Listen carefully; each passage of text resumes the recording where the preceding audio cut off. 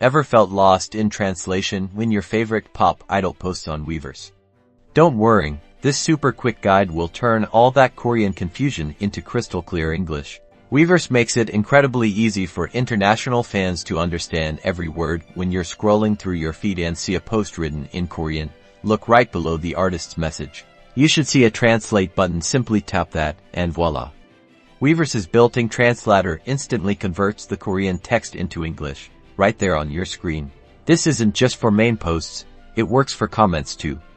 If you see a Korean comment you want to understand, just look for that same translate button next to the comment. It's a fantastic way to keep up with everything, from personal updates to official announcements, directly from your favorite artists. This built-in feature is your best friend for seamless interaction. It empowers you to read, understand, and even reply to posts and comments in Korean, bridging the language gap effortlessly. So, the next time you see Korean text on Weverse, don't hesitate.